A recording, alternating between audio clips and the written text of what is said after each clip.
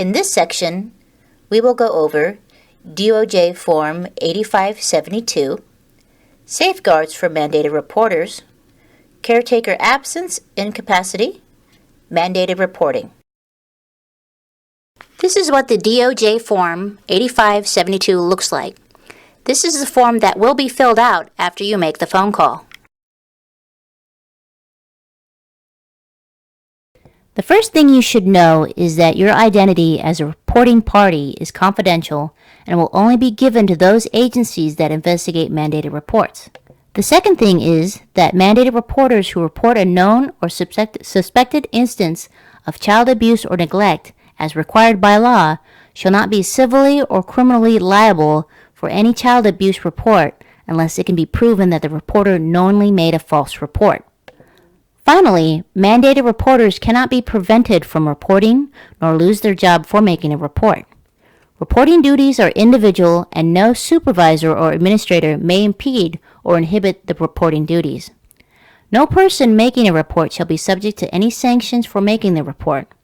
However, internal procedures to facilitate reporting and apprise supervisors and administrators of reports may be established provided that they are not inconsistent with the reporting laws. So report anything that you suspect because it is better to be wrong about instances of child abuse than leave the child helpless in a violent or neglectful situation. Caretaker absence or incapacity is when a caretaker or parent reaches a point when they are not capable of taking care of a child. Law enforcement is usually involved at this point. No one can prevent you from reporting abuse or neglect. As a mandated reporter, you cannot delegate this to someone else to do, and the name of the reporter remains confidential. Therefore, you do not have to be in fear of retaliation from anyone. You work at a school. Volunteers come weekly to tutor and work with troubled teenagers. A volunteer tells you that a child has disclosed sexual abuse by her father. What are you obligated to do?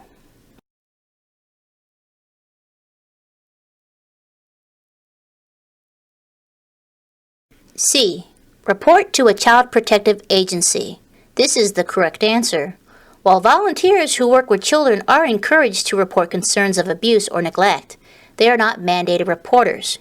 You must report, and you do not need to interview the child as the disclosure by the child to the volunteer meets the criteria for reasonable suspicion. Also, you should not interview children about abuse unless you're trained to do so. While you may tell the supervisor of this event, this does not satisfy your obligation to report.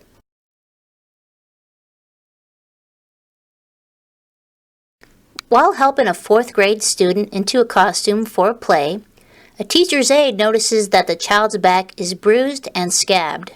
When the aide asks about what happened, the child appears uncomfortable and says he fell. He is unwilling to provide further information about how the injuries occurred.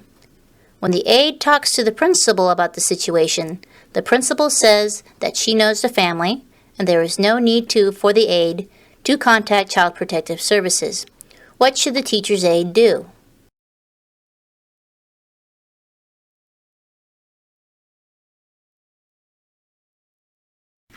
B. Report to law enforcement or Child Protective Services. This is the correct answer. A report should be made based on the type and location of injuries and the lack of probable explanation. As a mandated reporter, you are responsible for ensuring that the report is made.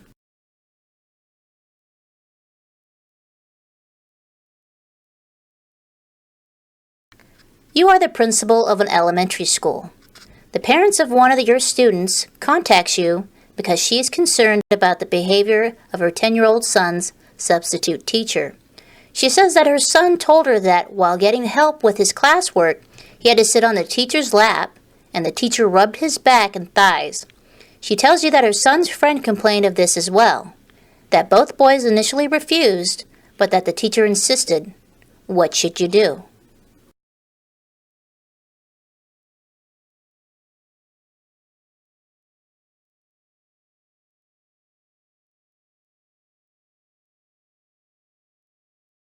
A.